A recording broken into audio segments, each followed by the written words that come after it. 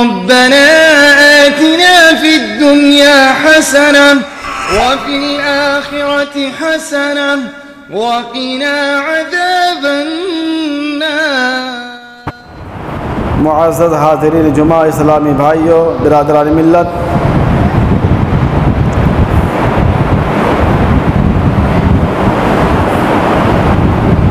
ابھی اسلامی کیلنڈر کا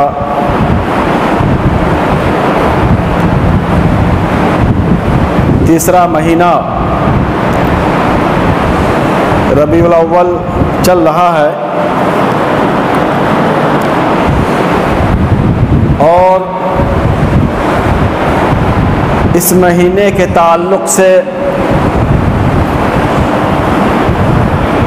مسلمانوں کے اندر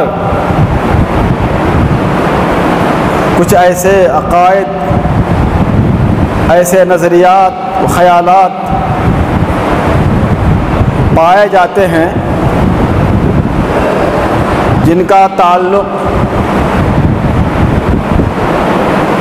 نہ تو قرآن سے ہے، نہ حدیث سے ہے، اور نہ ہی سلف صالحین کے عمل سے ہے۔ وہ چیز کیا ہے؟ وہ ہے جشن عید میلاد النبی۔ یعنی اس مہینے کے اندر ہمارے بہت سے بھائی رسول اللہ صلی اللہ علیہ وسلم کی ولادت کا جشن مناتے ہیں۔ تو آج اس خطبے کے اندر اسی عید میلاد النبی کے تعلق سے چند باتیں میں آپ کے سامنے رکھنے کی کوشش کروں گا۔ اللہ تعالیٰ سے دعا ہے کہ ہمیں اور آپ کو کئی باتوں پہ سوچنے کی، سمجھنے کی، فکر کرنے کی اور پھر اس پہ عمل کرنے کی توفیق عطا فرمائے۔ معزز حاضرین، یہ بہت بڑا المیہ ہے ہمارے اور آپ کے لیے اور اسلام کے لیے بھی، کہ آج اسلامی کیلنڈر کے 12 مہینوں کے اندر ہم نے ہر مہینے کے کچھ ایام کو، کچھ اوقات کو، کچھ لمحات کو ایسی چیزوں کے لیے ہم نے مختص کر لیا ہے، خاص کر لیا ہے، مقرر کر لیا ہے، دین سمجھ کر کے، شریعت کا حصہ سمجھ کر کے، جن کا حقیقت میں قرآن و حدیث سے کوئی تعلق نہیں ہے، شریعت سے کوئی تعلق نہیں ہے۔ ہر مہینے کے اندر آپ دیکھیں کچھ نہ کچھ مسلمان دین کے نام پہ کچھ رسم و رواج، بدعت و خرافات انجام دیتے رہتے ہیں۔ انہی مہینوں میں سے یہ ربیع الاول کا مہینہ بھی ہے، جو مہینہ آتے ہی ہمارے ذہن میں فوراً عید میلاد النبی کا جشن، اس کا تہوار ذہن میں آ جاتا ہے، اور یہ خیال آتا ہے کہ یہ ربیع الاول کا مہینہ عید میلاد النبی ہی کے لیے بنا ہے۔ اللہ رب العالمین نے اس مہینے کو بنایا ہے، اور مہینے کی جیسے شروعات ہوتی ہے، بہت سے مسلمان اپنے گھروں کو روگن کرنا شروع کر دیتے ہیں، رنگائی پتائی، صفائی ستھرائی بڑے زور و شور سے کرتے ہیں، گھروں پہ جھنڈے لگا دیتے ہیں، رنگ برنگے جھنڈوں سے اپنے گھروں کو سجا دیتے ہیں، اور پھر 12 ربیع الاول کو ان کی شام کو اپنے گھروں میں قمقمے، لائٹ اور بلبس لگا کر کے گھروں کو چراغاں کرتے ہیں، روشنی کرتے ہیں، اور یہ سمجھتے ہیں کہ ایسا کرنے سے رسول اللہ صلی اللہ علیہ وسلم سے ہماری محبت کا اظہار ہوتا ہے، صحیح مسلمان ہونے کا اعلان ہوتا ہے، صحیح عاشق رسول ہونے کا ثبوت ملتا ہے کہ پکا عاشق رسول ہے، محب رسول ہے، اللہ اس کے رسول کا سچی محبت کرنے والا ہے، جو اس طریقے سے رسول کی محبت میں اس مہینے کے اندر اتنا اہتمام کرتا ہے، تو میرے بھائی آپ یہ جان لیں کہ یہ عید میلاد النبی یا جشن عید میلاد النبی، رسول اللہ صلی اللہ علیہ وسلم کی پیدائش پہ جشن منانا، خوشی منانا، گھروں میں چراغاں کرنا، گھروں کو جھنڈوں سے بالکل رنگین بنا دینا، اور جشن کے نام پہ ہزاروں، سینکڑوں، ہزاروں، لاکھوں کی تعداد میں سڑکوں پہ جلوس نکالنا، ڈی جے کے اندر نعت خوانی کرنا، محفل میلاد منعقد کرنا، یہ تمام چیزیں ایسی ہیں کہ جن کا قرآن و حدیث میں کہیں بھی کوئی ثبوت نہیں ہے میرے بھائی، کہیں پر بھی اس کا ثبوت نہیں ہے، بلکہ اگر کہا جائے یہ مکمل طور پہ بدعت ہے یہ، کیونکہ کسی بھی کام کے ثبوت کے لیے جو کام ہم کریں اور ہمارے عقیدہ ہو، ہمارے تصور ہو کہ ہم اس کام کو کر کے دین کا عمل انجام دے رہے ہیں، اللہ کو خوش کر رہے ہیں، اللہ کے رسول کو خوش کر رہے ہیں، اگر ایسے عقیدے کے ساتھ، ایسے تصور کے ساتھ، ایسے خیال کے ساتھ، ایسے فکر اور سوچ کے ساتھ ہم ایسا کام کریں، اور جو کام نہ اللہ کے نبی نے کیا ہے، نہ صحابہ نے کیا ہے، نہ صحابہ کے بعد تابعین نے کیا ہے، نہ تبع تابعین نے کیا ہے،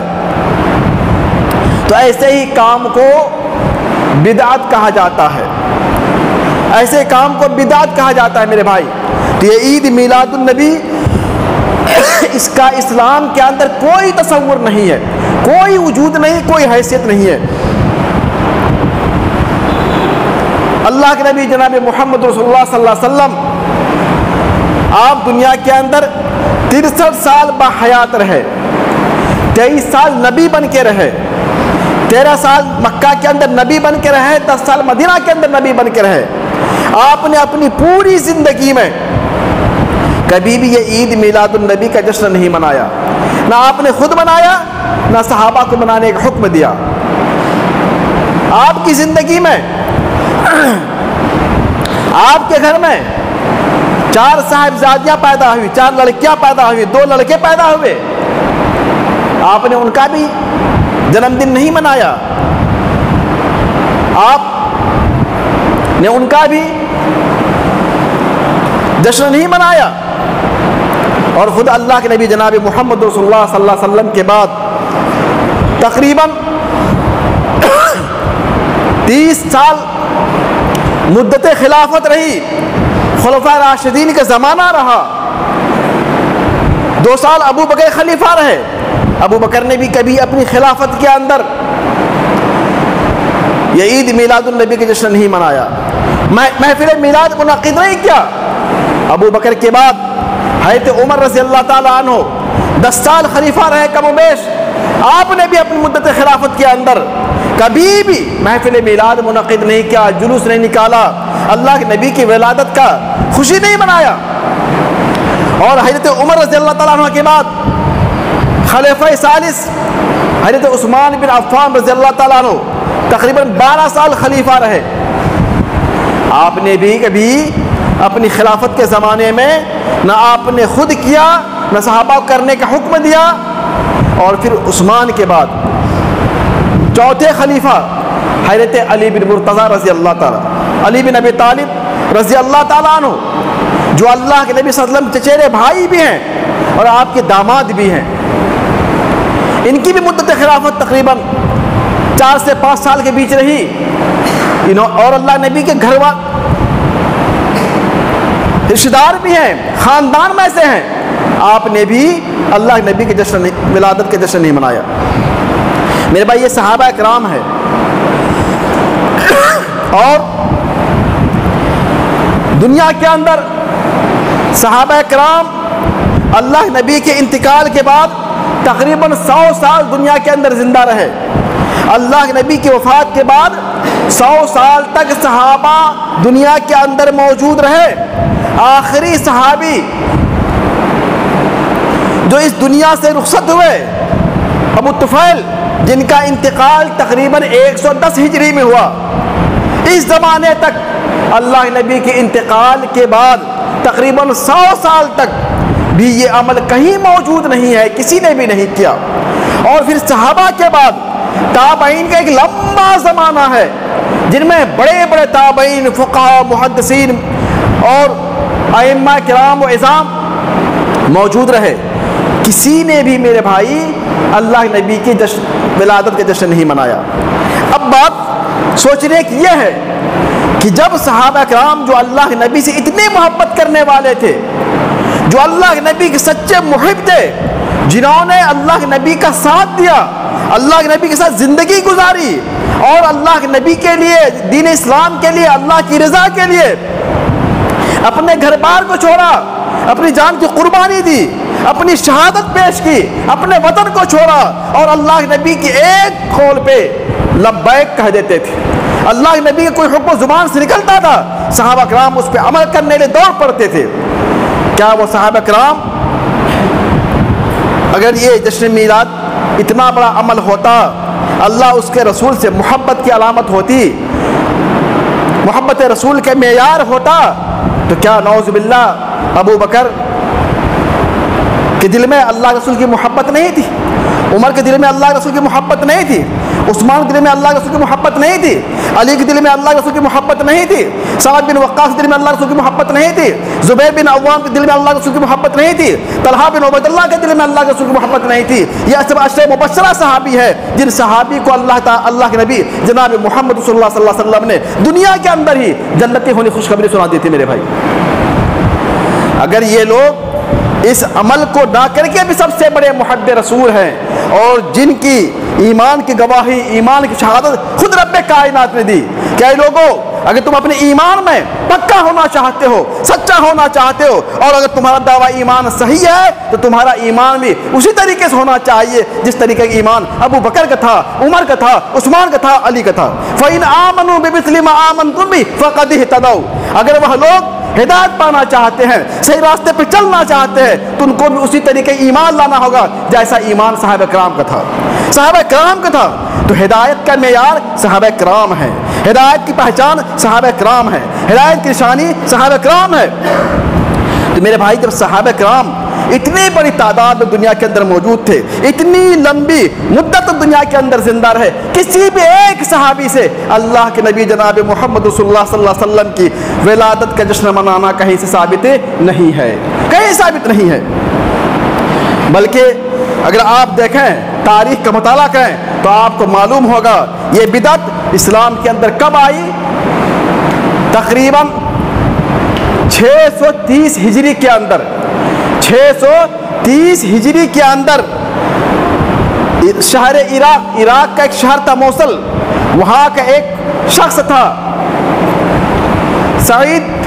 کوکبوری کے نام سے، کوکبوری اربل کے نام سے، جنہوں نے اس بدعت کو سب سے پہلے ایجاد کیا۔ انہوں نے اس بدعت محفل میلاد منعقد کی، وہ حاکم تھا اس علاقے کا، انہوں نے محفل میلاد منعقد کی اور اس کے پہ لاکھوں روپے خرچ کیا۔ تبھی سے یہ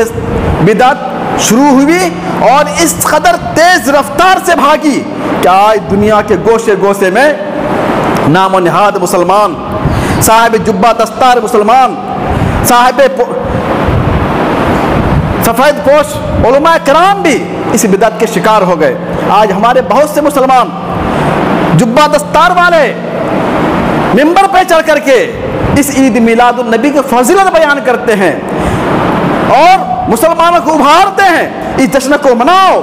اور ان کے لیے محفلیں منعقد ہوتی ہیں 12 ربیع الاول کو، جگہ جگہ جلسے ہوتے ہیں، اور اللہ کے نبی جناب محمد صلی اللہ علیہ وسلم کے بارے میں اتنا غلو کیا جاتا ہے، آپ کی شان میں اتنا غلو کیا جاتا ہے نعوذ باللہ، کہ آپ کو بندہ کے درجے سے نکال کے رب کے درجے تک پہنچا دیا جاتا ہے۔ تو میرے بھائی، یہ بدعت ہے، اس کے بدعت ہونے میں کوئی شک نہیں ہے۔ اور اللہ کے نبی جناب محمد رسول اللہ صلی اللہ علیہ وسلم نے فرما دیا کہ من احدث فی امرنا ھذا ما لیس منہ فہو رد، کہ جو انسان ہماری اس شریعت کے اندر کوئی ایسی چیز ایجاد کرے گا دین کے نام پہ، دین سمجھ کر کے، ثواب کی نیت سے، فہو رد، تو اللہ اس کے رسول کی نگاہ میں وہ عمل مردود ہے، اللہ اس پہ اس کو رد کر دے گا اس پہ کوئی ثواب مرتب نہیں کرے گا، بلکہ وہ عمل اس انسان کے لیے کیا ہوگا؟ عذاب کا ذریعہ بنے گا، ہلاکت کا سبب بنے گا۔ اور ایک دوسری حدیث میں حضرت عائشہ رضی اللہ تعالیٰ عنہ نے فرمایا من عمل عملا لیس علیہ امرنا فهو رد، جس کسی نے ایسا کوئی عمل کیا جو عمل ہم سے ثابت نہیں ہے، قرآن ثابت نہیں ہے، حدیث سے ثابت نہیں ہے، اللہ نبی نے فرمایا فهو رد، وہ عمل بھی مردود ہے، غیر قابل قبول ہے۔ تو میرے بھائی اسلام کے اندر وہی عمل قابل قبول ہے جس عمل پہ رب کائنات کی مہر ہو یا رسول اللہ صلی اللہ علیہ وسلم کی مہر ہو۔ اس کے علاوہ کوئی عمل جس پہ اللہ تعالیٰ کی طرف کوئی حکم نہیں ہو، نبی کی طرف کوئی فرمان نہیں ہو، صحابہ کی طرف سے اس پہ کوئی عمل نہیں ہو، ایسا عمل چاہے جتنا ہی خوشنما ہو، کتنا ہی اچھا ہو، وہ شریعت نگاہ میں مردود ہے، مردود ہے، مردود ہے۔ اور اللہ کے نبی جناب محمد رسول اللہ صلی اللہ علیہ وسلم نے ایسے عمل کا انجام بتلایا ہے۔ آپ نے فرمایا ایاکم محدثات الامور، کہ لوگوں سنو دین کے اندر نئے کاموں سے بچو،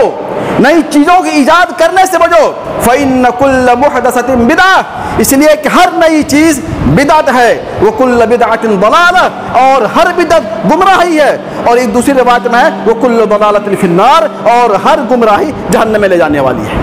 جہنم میں لے جانے والی ہے۔ تو میرے بھائی کوئی بھی عمل کریں جب تک اس پہ قرآن کی طرف سے کوئی ثبوت نہ ہو، دلیل نہ ہو، حدیث کی طرف کوئی دلیل نہ ہو، یا صحابہ کا عمل اس پہ نہ ہو، تو آپ ایسے عمل کو ہرگز نہ کریں، کیونکہ یہی عمل بدعت ہے، اور بدعت کا انجام جہنم ہے، بدعت کا انجام جہنم ہے۔ اللہ رب العالمین نے فرمایا وَمَن يُطِعِ اللَّهَ وَرَسُولَهُ، جو شخص اللہ اس کے رسول کی اطاعت کرے گا، اللہ کی فرما برداری کرے گا، رسول کے حکم کے آگے اپنے سر کو جھکائے گا، يُدْخِلُهُ جنات تجری من تحت الانہار، اللہ ایسے بندے کو ایسی جنت میں داخل کرے گا جن کے نیچے سے نہریں جاری ہوں گی، خالدین فیہا، اور اس جنت میں وہ ہمیشہ ہمیشہ رہے گا، ذالک الفوز العظیم، یہ اس بندے کے لیے سب سے بڑی کامیابی ہے۔ اور پھر آگے اللہ نے فرمایا وَمَن يَعْصِ اللَّهَ وَرَسُولَهُ، اور جو مسلمان ہونے کے باوجود، اسلام کا دعویٰ کرنے کے باوجود، یا کوئی بھی انسان ہو جو اللہ اس کے رسول کی نافرمانی کرے گا، وَيَتَعَدَّ حُدُودَهُ، اور اللہ اس کے رسول کے حد کو تجاوز کرے گا، اللہ کیا کرے گا؟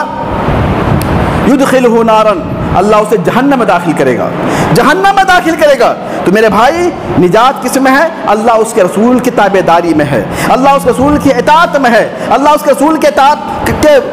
فرامین پہ عمل کرنے میں ہے، اور گمراہی، ہلاکت، بربادی اللہ اس کے رسول کے حکم کی خلاف ورزی میں ہے۔ اور ایک جگہ اللہ رب العالمین نے فرمایا وَمَن يُطِعِ اللَّهَ وَرَسُولَهُ فَقَدْ فَازَ فَوْزًا عَظِيمًا، کہ جو اللہ اس کے رسول کے اطاعت کرتا ہے تو وہی سب سے بڑا کامیاب ہے۔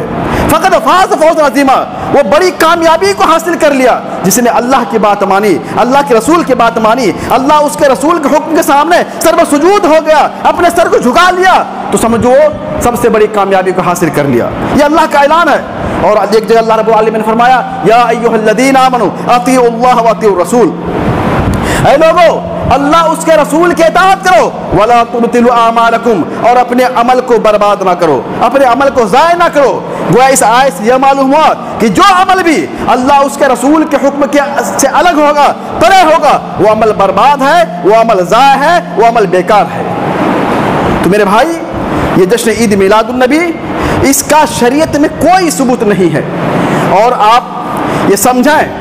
کہ صحابہ کرام جو اللہ کے نبی سے اتنی محبت کرنے والے ہیں، اتنی محبت کرنے والے ہیں، اگر یہ عمل اللہ کے نبی سے ثابت ہوتا، اگر یہ نبی سے محبت کی دلیل ہوتی، اگر یہ نبی سے محبت کا معیار ہوتا، تو کیا صحابہ کرام اس عمل کو چھوڑ دیتے؟ جو صحابہ کرام اللہ کے نبی کو اگر ایک تکلیف پہنچتی تھی صحابہ تڑپ اٹھتے تھے، کیا وہ صحابہ کرام اس عمل کو نہیں کرتے؟ جنگ احد کا موقع ہے، جنگ احد کا موقع ہے، رسول اللہ صلی اللہ علیہ وسلم میدان جنگ میں، احد کے میدان میں اکیلے کھڑے ہیں، صرف 2-3 صحابی آپ کو گھیرے ہوئے ہیں، اور سامنے دشمنوں کی فوج موجود ہے، سامنے دشمنوں کی فوج موجود ہے، حملہ آور ہو رہی ہے، ابو طلحہ رضی اللہ تعالیٰ عنہ اللہ کے نبی کے سامنے کھڑے ہو جاتے ہیں۔ یہ ہے محبت، جسے ہم محبت کہتے ہیں، جسے ہم کیا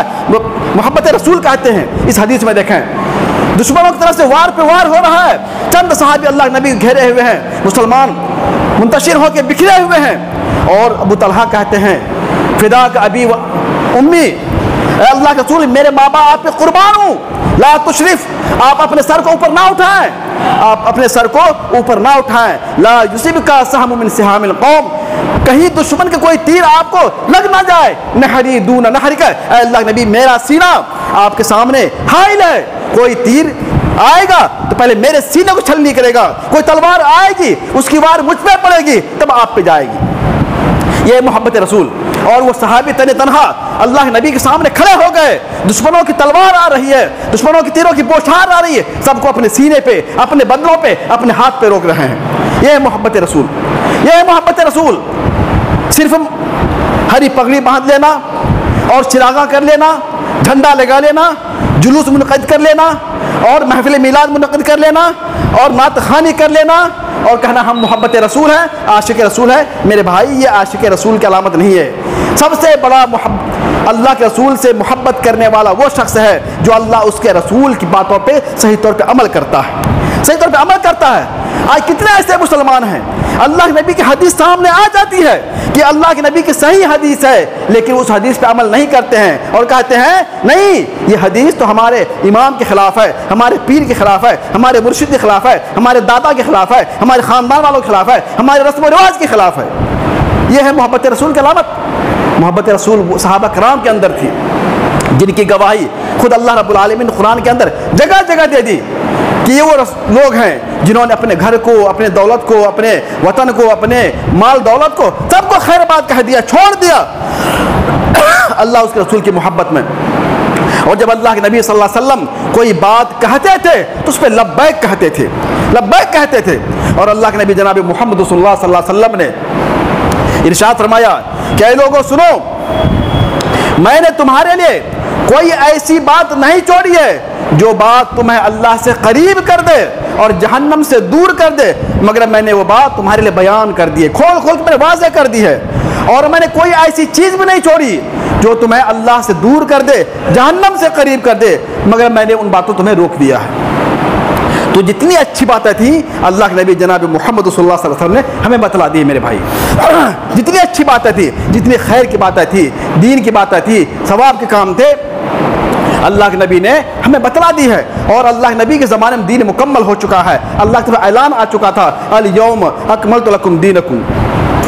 کہ محمد صلی اللہ علیہ وسلم ہم نے آج کے دن آپ کے لیے آپ کے دین کو مکمل کر دیا ہے۔ یہ دین اللہ کے نبی کے زمانے میں مکمل ہو گیا ہے۔ اب اس دین کے اندر نہ اتنا سا بھی کوئی اضافہ کرنے گنجائش ہے، نہ اس کے اندر کمی کرنے گنجائش ہے۔ اس لیے میرے بھائی جو عمل بھی اللہ نبی کے بعد ایجاد ہوا وہ بدعت ہے اور وہ شیطانی عمل ہے، وہ دین سے دوری والا عمل ہے، ایسے عمل سے ہمیں بچنا چاہیے۔ اسی لیے جو عید میلاد النبی یہ جو منایا جاتا ہے میرے بھائی، یہ صحیح طور پہ قرآن حدیث میں ان کا کوئی تصور نہیں ہے، کوئی ثبوت نہیں ہے، کوئی وجود نہیں ہے۔ اس لیے مسلمانوں کو ایسے عمل سے بچنا چاہیے۔ اور مسلمان جو لاکھوں کروڑوں روپے اس میں خرچ کرتے ہیں، بہاتے ہیں پانی کی طرح، میرے بھائی اپنے پیسے کو نہ بہائیں، اللہ کل قیامت میں آپ سے سوال کرے گا۔ اللہ تعالیٰ سے دعا ہے کہ ہم تمام مسلمانوں کو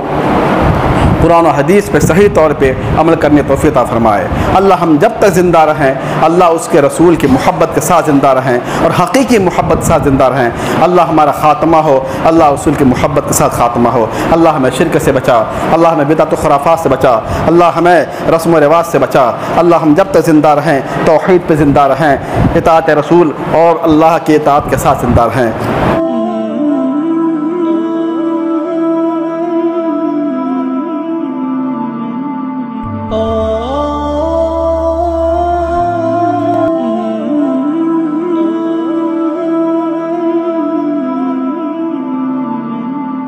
Oh